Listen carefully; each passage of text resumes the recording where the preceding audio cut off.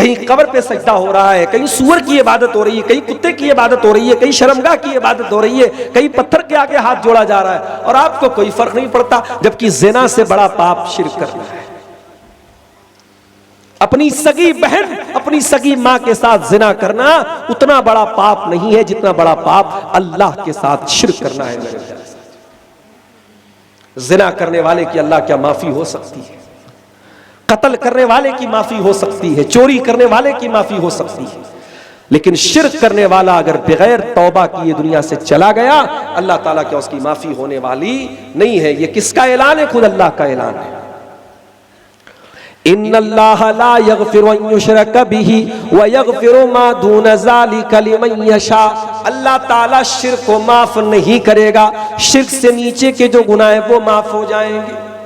इन्नहु मन युशरिक बिल्लाहि फक़द हर्रमल्लाहु अलैहिल जन्नह व मअवाहुन नार व मा लिज़्ज़ालिमीन मिन अंसार।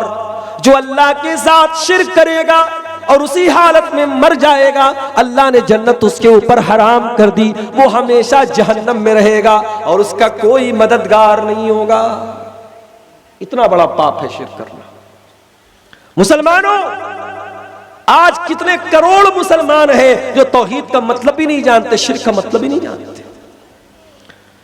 आप पाकुड़ में रहते हैं, शायद आपको बहुत चीजें ना मालूम हो।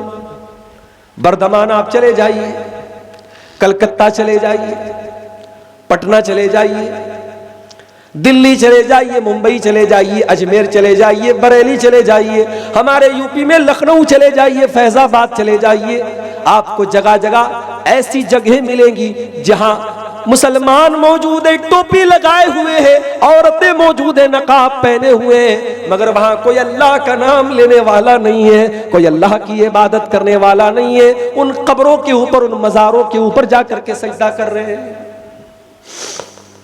जिस अमल पर अल्लाह के नबी ने लानत की है अपने इंतकाल के टाइम, जिस अमल के बारे में नबी ने इंतकाल के टाइम कहा, लानल्लाहुल यहूदा वन नसारा इत्तखज़ू कुबूर अंबियाइहिम मसाजिद। अल्लाह की लानत हो यहूद और नसारा के ऊपर, उन्होंने अपने नबियों की कब्रों को के ऊपर सजदा करना शुरू कर दिया। इसीलिए तो शायर कहता है, करे गैर गरबुत की पूजा तो काफिर, कवाकिब में माने करिश्मा तो काफिर, झुके आग पर बहरे सजदा तो काफिर, जो ठहराए बेटा खुदा का तो काफिर, मगर मोमिनों पर कुशादा है राहें, परस्तिश करे शौक से जिसकी चाहे, नबी को जो चाहे खुदा कर दिखाए, इमामों का रुतबा नबी से बढ़ाए, मज़ारों पे जा जा के नजरें चढ़ाए, शहीदों से जा जा के मांगे दुआएं, न तौहीद में कुछ फर्क इससे आवे, न इस्लाम बिगड़े न ईमान जावे। ये है मुसलमान का हाल। उसके बाद मुसलमान कहता अल्लाह की मदद क्यों नहीं आ रही? अरे कमबख्त, तूने अल्लाह के साथ वफा ही कब की है? तू गद्दार है, तू बेवफा है। तूने अल्लाह के साथ नमाज में वादा किया, इय्याका नअबुदु व इय्याका नस्तईन, आय अल्लाह मैं तेरी ही इबादत करता हूँ, मैं तुझी से मदद चाहता हूँ। नमाज पढ़ के निकला, तू नारा लगाता है या अली मुश्किल कुशा, तू नारा लगाता है या शेख अब्दुल कादिर जिलानी शैयन लिल्लाह, तू नारा लगाता है या खाजा गरीब नवाज, तू नारा लगाता है या गौसे आजम। तूने अल्लाह को अल्लाह कब समझा मेरे भाई? तूने तो अल्लाह को पावरलेस कर दिया, अल्लाह के पास कुछ नहीं बचा। अल्लाह ने सारा इख्तियार किसको दे दिया? वलियों को दे दिया। यह है सबसे बड़ा पाप, इसको अल्लाह ने सबसे पहले बयान किया। वक़ज़ा रब्बुका अल्ला ताबुदू इल्ला इय्याह, तुम्हारे रब का यह फैसला है, इबादत करो तो उसी की करो, उसकी इबादत में किसी को शरीक न करो। उसके बाद दूसरी चीज, व बिल वालिदैन इहसाना, और अपने वालिदैन के साथ, अपने माता पिता के साथ, अपनी माँ के साथ, अपने बाप के साथ हमेशा तू एहसान कर, भलाई कर, जबान से, हाथ से, माल से, पैसे से, हर तरीके से तू उनको खुश कर। अब देख रहे हैं आप, अल्लाह ने अपनी इबादत के फौरन बाद मां बाप का जिक्र किया। इसका मतलब यह हुआ कि अल्लाह के बंदों में अगर सबसे पहले किसी का हक हमारे ऊपर है तो हमारे पेरेंट्स का है, हमारे मां बाप का है, हमारे माता पिता का है। आप समाज के लिए बहुत अच्छे हैं, पूरा रंगा आपकी तारीफ कर रहा है कि साहब बहुत अच्छा इंसान है। आपकी मां आपके बारे में क्या बोलती है? आपका बाप आपके बारे में क्या बोलता है? अब आप कहेंगे मौलाना साहब कभी कभी हम लोग गलत नहीं होते तब भी हमारे मां बाप हमको बुरा भला बोलते हैं। तो भाई मैं ये नहीं कहता कि मां बाप की हर बात सही होती है, मां बाप भी गलत हो सकते हैं, मगर मां बाप जैसा कोई नहीं हो सकता। मां हो सकता है आपके साथ नाइंसाफी कर दे, बाप आपके साथ नाइंसाफी कर दे, मगर आप मां के साथ कुछ भी कर ले, 9 महीना मां ने पेट में जो रखा है ना, उस मुसीबत का कोई बदला आप नहीं चुका सकते। एक आदमी अपनी बूढ़ी मां को अपने कंधे पर सवार करके खाने काबा का तवाफ कर रहा था और कह रहा था कि इन्नी लहा कल बईरिल मुजल्लली, कि मैं अपनी मां के लिए ऊंट बन गया हूं, मेरी मां मेरे ऊपर सवार होकर के तवाफ कर रही है। उसने हजरत उमर से कहा, ऐ उमर, आज मैंने अपनी पीठ को अपनी मां की सवारी बना दिया, मेरी मां ने मेरी पीठ पर बैठ करके खाने काबा का तवाफ कर लिया, उमरा कर लिया, हज कर लिया।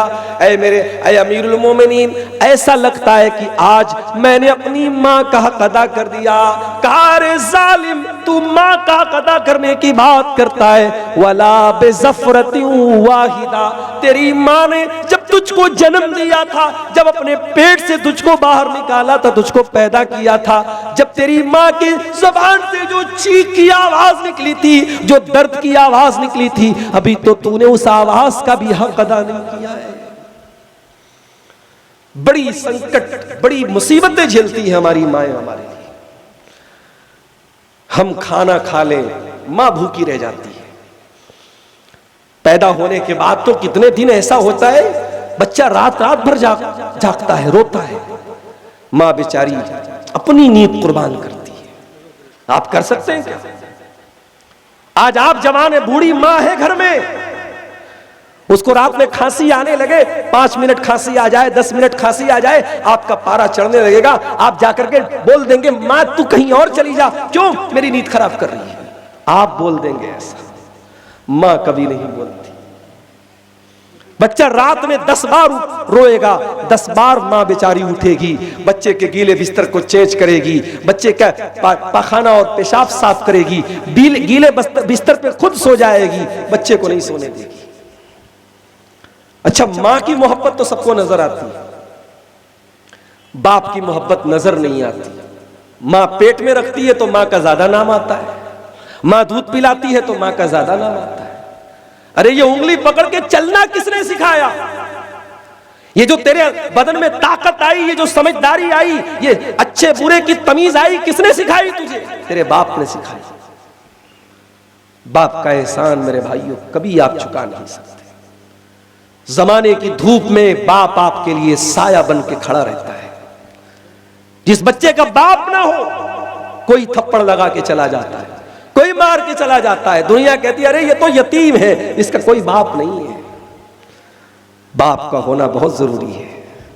बाप का साया अगर है तो दुआ करो अल्लाह बाप का साया सलामत रखे। बाप न हो तो बाप की जगह, मां की जगह कोई पूरी नहीं कर सकता। मेरे साथ मुझे याद है, मैं जब बनारस में पढ़ रहा था जामिया सल्फिया में, तकरीर करने का शौक तो तब भी था, पढ़ाई के दौर से ही तकरीर का शौक था। तो बनारस में जब कहीं जलसा होता था, प्रोग्राम होता था, तो मेरे अब्बा जो थे वो जलसे के जो नाजिम होते थे उनसे अकेले में जाके मिलते थे कि मेरे बच्चे को 5 मिनट का टाइम दे। कहीं टाइम मिलता था, कहीं नहीं भी मिलता था। कभी कभी जलसे वाले बहुत भाव खाते थे, नहीं नहीं हम नहीं टाइम देंगे, हमारे यहाँ बहुत सारे मौलाना लोग आ रहे हैं, बड़ा प्रोग्राम है, हम आपके बच्चे को टाइम नहीं देंगे। लेकिन मेरे वालिद वो जाते थे और जलसे वालों से जाकर के बात करके टाइम लेते थे।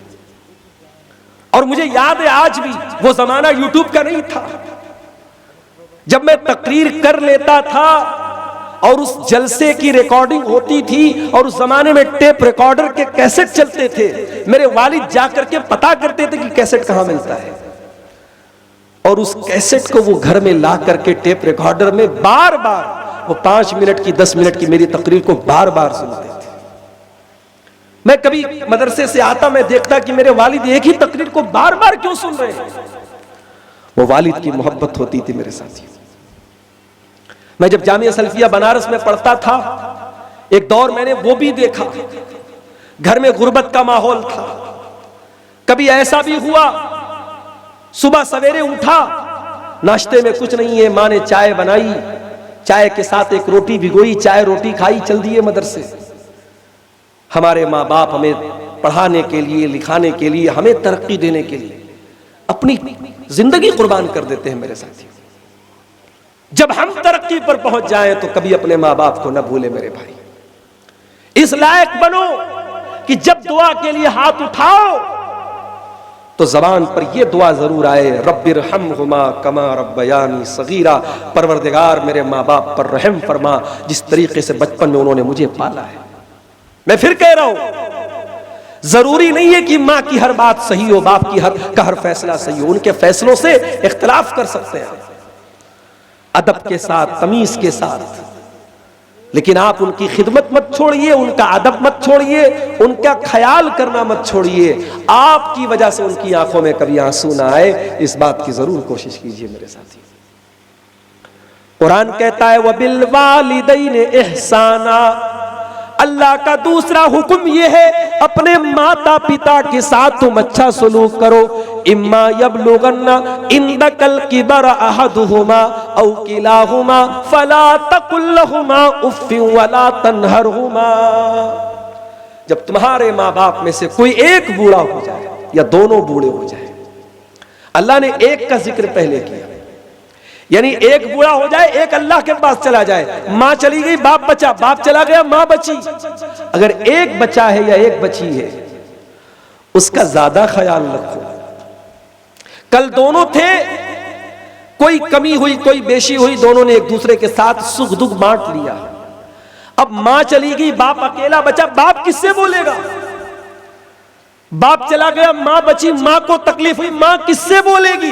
अकेले बैठ करके आंसू बहाएगी। तो जो अकेला बचा है, कुरान उसका पहले जिक्र करता है, इम्मा यबलुगन्ना इंदकल किबरा अहदुहुमा, जब तुम्हारे माता पिता में से कोई एक बूढ़ा तुमको मिल जाए या दोनों बुढ़ापे में मिल जाए, फला तकुल लहुमा उफ्फिन, तो उनको उफ भी न कहना, उनको उफ भी न कहना। वला तन्हरहुमा, उनको डांटना नहीं। वकुल लहुमा कौलन करीमा, उनसे अदब से बात करना, तमीज से बात करना। अल्लाह ने ये नहीं कहा अच्छे तरीके से बात करना, अल्लाह ने कहा कौलन करीमा, यानी तुम्हारी बात इतनी प्यारी हो कि तुम्हारी बात करीम बन जाए। करीम बोलते हैं अरबी में एक्सीलेंट को, इसको हिंदी में बोल सकते सर्वोत्तम, बंगला में भी आप बोल सकते सबसे भालो, सबसे अच्छी।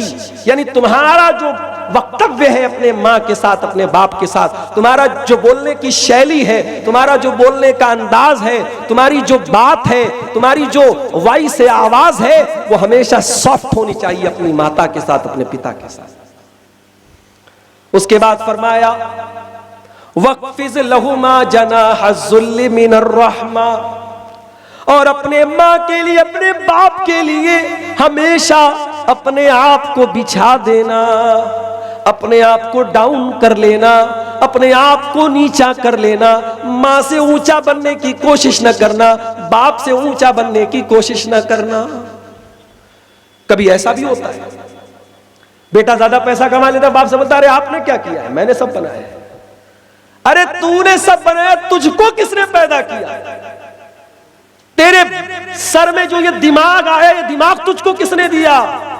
वो बाप है तेरा। तो जितनी भी तरक्की कर ले, तू उसका बेटा ही रहेगा।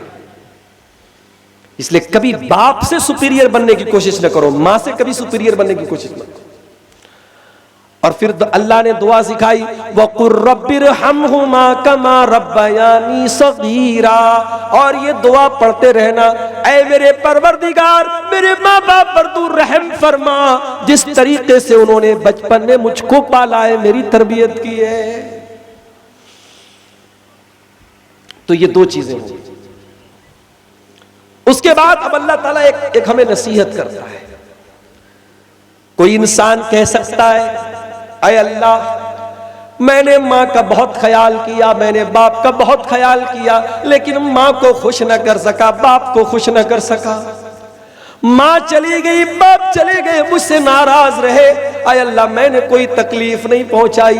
हाँ, माँ ने ना इंसाफी की, मैं बोल पड़ा, बाप ने ना इंसाफी की, मैं बोल पड़ा, लेकिन माँ के साथ कभी बदतमीजी न की, बाप के साथ कभी बदतमीजी न की। अय अल्लाह मैंने तो कोई तकलीफ नहीं पहुंचाई, लेकिन माँ मेरी मुझसे नाराज रही, बाप मेरा मुझसे नाराज रहा। अय अल्लाह मैं कहां जाऊं, मैं किधर जाऊं? अल्लाह फरमाता है, रब्बुकुम आलमु बिमा फी नुफूसिकुम इन तकूनु सालिहीन फइन्नहु काना लिल अव्वाबीन गफूरा। अल्लाह कहता है कि तुम्हारे दिल में क्या चल रहा है अल्लाह को पता है। अगर तुम्हारा दिल साफ है, तुमने माँ को तकलीफ नहीं पहुंचाई, बाप को तकलीफ नहीं पहुंचाई, कोई बात नहीं, अल्लाह ताला ऐसे लोगों को माफ कर देता है जो अल्लाह की तरफ बार बार रुजू करते हैं, तौबा करते हैं। अगर तुम्हें लगता है कि तुमने माँ को तकलीफ पहुंचाई है, बाप को तकलीफ पहुंचाया, बार बार अल्लाह से तौबा करो, अल्लाह माफ कर देगा। तो कितनी चीजें हो गई रागा वालों? दो चीजें हो गई। अब आइए तीसरी चीज, व आतिज़ल कुर्बा हक़्क़हु वल मिस्कीन वब्न सबील। रिश्तेदार को उसका हक दे दो, गरीबों को उनका हक दे दो, मुसाफिर को उसका हक दे दो। आपको अल्लाह ने दौलत से नवाजा, आपका कोई रिश्तेदार है बेचारा बहुत परेशान है, आप आला बिल्डिंग में रहते हैं, आपका वो गरीब दोस्त, गरीब रिश्तेदार छोटे से मकान में रहता है, मकान जर्जर हो चुका है, मकान गिरने वाला है, टूटने वाला है, वो आपके पास आता, हाजी साहब अल्लाह ने आपको बहुत नवाजा है, मैं आपके चाचा का बेटा लगता हूं, मैं फूफी का बेटा लगता हूं,